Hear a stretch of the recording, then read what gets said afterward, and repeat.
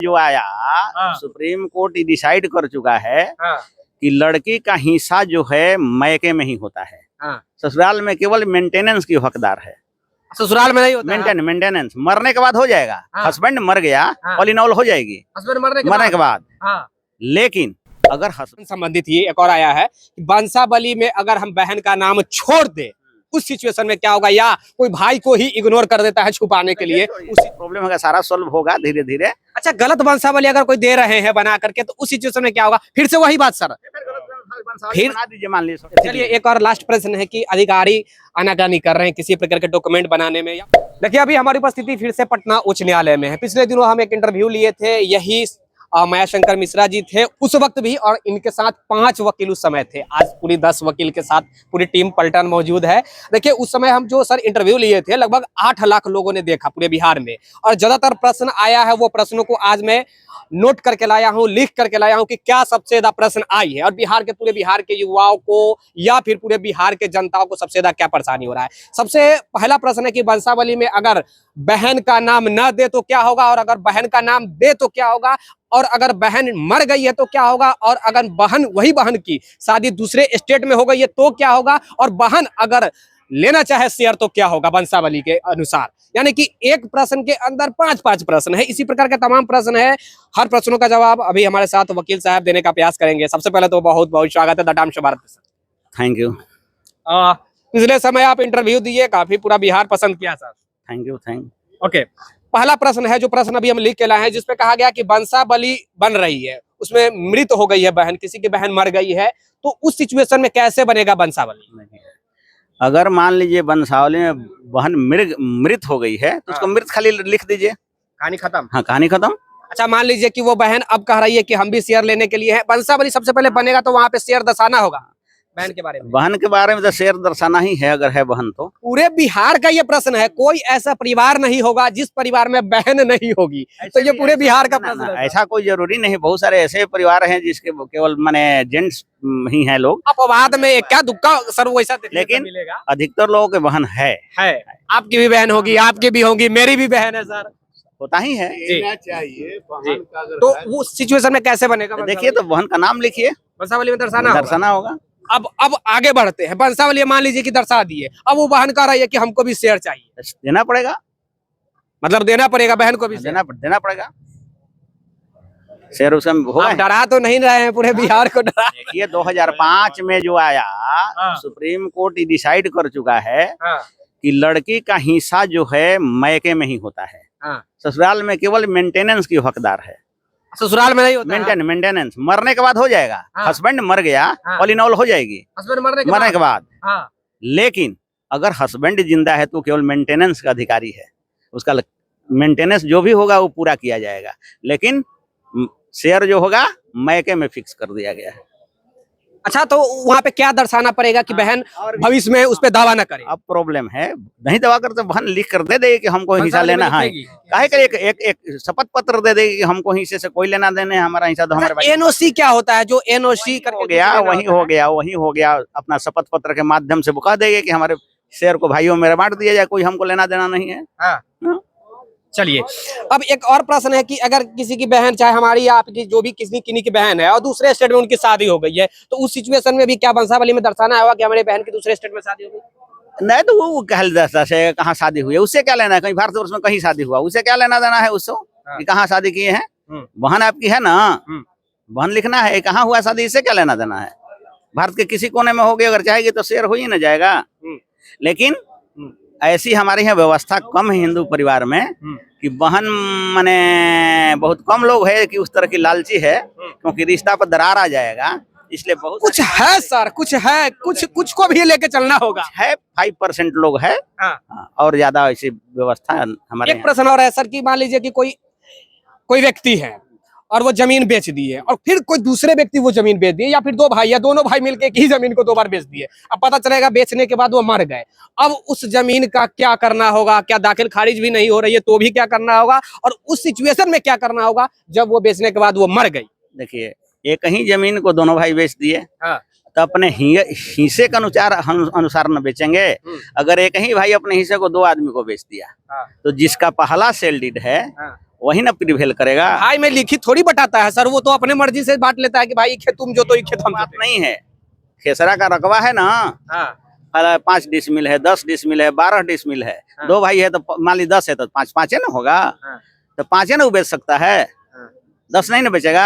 जब बेचेगा तो गलत। मान लीजिए कि ये जमीन को हम बेच दिए और फिर कहेंगे कि नहीं ये जमीन मेरा नहीं था, ये जमीन मेरा था, हम इसीलिए ही रखे हुए हैं, तो उस सिचुएशन में क्या होगा? ऐसा थोड़े, तब तो फ्रॉड हो जाएगा, पर केस हो जाएगा, आप जेल जाइएगा। आप ही बेचे, आप ही बेचे, फिर कहिए कि मेरा जमीन है। किसी प्रकार के उससे दुविधा भी उत्पन्न होगी उन व्यक्ति को। उत्पन्न होगी दुविधा, 2 आदमी क्लेमर आ जाएगा, वो तो डिस्प्यूटेड हो जाएगा, उसके लिए आपको केस करना पड़ेगा। वो तो कुछ नहीं सुनेगा, वो तो अब तो 2 आ गया सेल डीड, लेकिन जिसका पहले है उसको प्रश्रय देना चाहिए, दूसरा इलीगल घोषित होना चाहिए सर्वे में ही। अच्छा, केवाला में जो है केवाला का दाखिल खारिज नहीं होने पर क्या होगा? मान लीजिए कि कोई केवाला हम खरीद लिए, उसका दाखिल खारिज नहीं करवाए, क्या करना? नहीं करवाए, अभी सर्वे चल रहा है। सर्वे या दाखिल खारिज से दोनों अलग अलग बात है। अभी अपना केवाला दे दीजिए कि मेरा भाई जमीन लिया हुआ है, ये प्लॉट है, ये है हमारा केवाला की प्रति है, आपका नाम आ जाएगा सर्वे में, खतियान में। वो तो दाखिल खारिज के क्यों नहीं, वो तो दाखिल खारिज क्या है, सरकार जानती है कि फलना जमीन जो है उनके कब्जे में है ही ना, जानती है। कब्जा जो है टाइटल नहीं ना है, जमीन पर कब्जा कर लिया तो टाइटल थोड़े आपका हो जाएगा, वो तो टूट जाएगा अगर आपका नहीं होगा तो।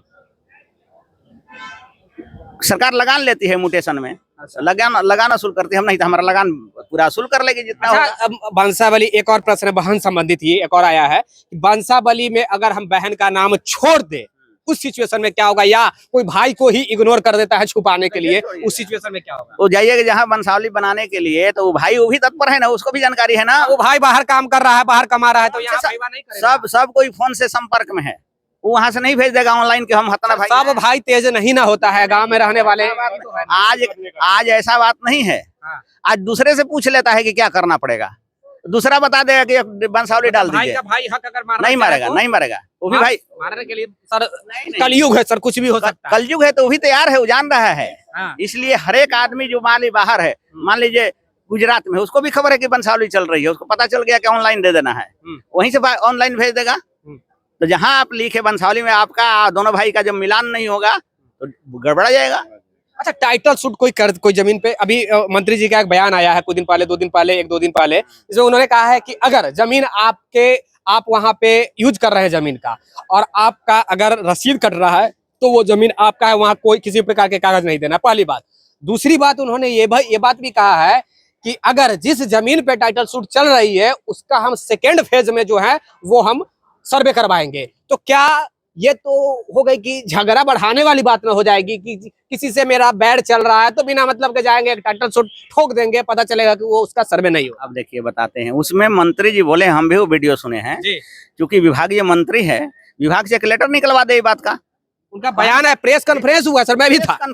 ठीक है, प्रेस कॉन्फ्रेंस है, प्रेस कॉन्फ्रेंस का कोई वैल्यू है? लोग तो कह रहा है कि ये देंगे वो देंगे, अब चिट्ठी क्यों नहीं निकलवा देते हैं? एक तो विभागीय चिट्ठी निकलवाइए, सर्कुलेट करा दीजिए।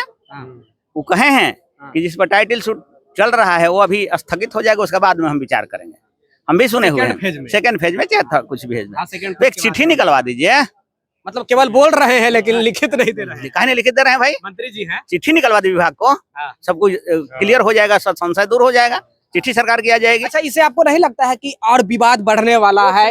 सर जिस प्रकार का उनका बयान आया है, उस बयान में उन्होंने, आप शायद नोटिस नहीं किए हैं, उन्होंने ये बात जरूर कहा है कि अगर टाइटल शूट अगर जिस जमीन पे पाया गया उसका सेकेंड फेज में होगा, तो अगर आपसे हमें थोड़ा बहुत मनमुटाव भी चल रहा है तो आपके ऊपर हम बिना मतलब के टाइटल शूट जाकर कर देंगे। उसमें कुछ लगता है क्या? टाइटल शूट है तो वही ना करेगा, तीसरा आदमी तो करेगा ना, जमीन से कुछ ना कुछ उसका कुछ होगा ना। रोड पर बिना मतलब के भी आजकल झगड़ा कर लेता है ना, तो वो जमीन झगड़ा नहीं ना है। आप जाकर मेरे जमीन पर कर दे टाइटल शूट कीजिए तो आपका एक्सेप्ट हो जाएगा, पहले टाइटल शूट कागज दीजिएगा ना, कोर्ट कागज मांगता है कि क्या आपके पास प्रूफ है कि आपका जमीन है, क्या है टाइटल शूट कर रहे हैं, फर्स्ट फेज में मांगता है। अभी प्रेजेंट में तो हम रोक लगा देंगे ना सर, कैसे लगाइएगा? आपका नंबर नहीं मिलेगा, पहले पास से नहीं। मान लीजिए हमारा बहुत पुराना खानदान है, हम बिना मतलब के टाइटल शूट, हाँ उसमें कर सकते हैं, बंसावली बना कर न कीजिएगा, कर सकते हैं, लेकिन उससे रिलेटेड रहिएगा तब ना, रिलेटेड रहिएगा। फंसाने के लिए सरकार दिए, पता चला कि कुछ है भी नहीं, फिर भी फंसाइले। उसे फंसेले तो क्या हो गया, कोर्ट डिसाइड करेगा तो आपका जमीन थोड़ा चला जाएगा, उससे जमीन तो नहीं जाए, लेकिन अभी तो सर्वे नहीं, दर्ज हो जाएगा। क्या दिक्कत है उससे? क्या दिक्कत है उससे? नहीं होगा, नहीं होगा सर्वे। फिर जब केस सर्वे का कोई लास्ट समय है निर्धारित किया गया है या फिर ये अनलिमिटेड चलने वाला है? अभी तो आपको जानिए, अभी ग्राम सभा होने के बाद एक डेट दिया है, 1 माह के अंदर अपना सब कुछ कागजात जमा कर दीजिए मेरे यहाँ। उसके बाद कागजात जमा करने के बाद घर घर जाकर इंक्वायरी करेगा कि भाई ये सही है ना, ये रैयत है ना, सारा वंशावली इनका सही है ना, सबसे पूछताछ करेगा, उसका जमीन पर जाएगा, उसका नापी करेगा, उसका मैं लेगा। ये थी इतना जल्दी 10 वर्ष लगा था रिविजनल सर्वे इसमें इस बार कितना बरस लगने की संभावना है? लगेगा लगेगा लगेगा 25 बरस 25 वर्ष लगेगा। 25 वर्ष 25 वर्ष लगेगा। नहीं कहा जा सकता है, अब तो प्रोसेस में है। जब भी आज सोल्व होगा, जनता का जो प्रॉब्लम होगा सारा सोल्व होगा धीरे धीरे। अच्छा, गलत वंशावली अगर कोई दे रहे हैं बना करके तो उस सिचुएशन में क्या होगा? फिर से वही बात सर, फिर बना दीजिए, मान लीजिए 100 डर के लिए आप एक बनवा लिए, हाँ। आपका वो भाई है वो सही वंशावली दे देगा, और बाहर में काम कर रहा है वो जानने गया, आप डिस्प्यूटेड हो एकदम जान जाएगा सारा। कहने सभी लोग एकदम कॉन्शियस है, ऐसा मत कहिए। जो नहीं जान रहा है वो फोन कर रहा है हम लोग रिलेशन में, भैया हो रहा है क्या करना पड़ेगा, हम लोग बता देते हैं। आपके रिलेशन में आप वकील हैं तो आपसे बात कर रहे हैं, जिनके रिलेशन में सब के सब हमारे समाज में कोई ना कोई है ना बताने वाला, एकदम बता देगा। ऐसा बात है कि समाज सुना है सब बेईमाने नहीं ना है, वो एकदम बता देगा। क्या कहना चाहिए बिहार के मतलब जनताओं से, क्या डरना है या नहीं डरना है? उसमें केस हो जाएगा, फंसिएगा गलत दीजिएगा तो। जैसा कि अभी वकील साहब का ये प्रश्न है कि वकील साहब का ये प्रश्न है कि अगर गलत तरीका से वंशावली बने तो अगर डिटेक्ट हो जाएगा तो FIR होगा कि इन पे FIR कीजिए गलत। चलिए एक और लास्ट प्रश्न है कि अधिकारी आनाकानी कर रहे हैं किसी प्रकार के डॉक्यूमेंट बनाने में, या फिर पैसा आजकल मांगना चालू, कमाने का एक बड़ा धंधा बन गया है। अधिकारी हो या फिर तमाम जो भी अधिकारी जमीन से जुड़े हुए हैं, यहाँ तक कि अमीन भी, तो उनको लेकर क्या कुछ निर्देशित किया गया है गवर्नमेंट के तरफ से? देखिए चिट्ठी तो निकाला जा रहा है कि भाई कोई अगर कर्मचारी तंग करता है या पैसा मांगता है तो कंप्लेन कीजिए, कार्रवाई उस पर की जाएगी, आ रहा है पेपर में। लेकिन ऐसी बात नहीं है, बहुत लोग लगे हुए हैं लोग, लेकिन अब तो देखिए रहे हैं लोग क्या कर रहे हैं। नेता लोग बोल रहे, प्रशांत किशोर जी कहिए रहे हैं ना जी कि पहले गुंडा सब रात में लूटता था बंदूक के बल पर, अब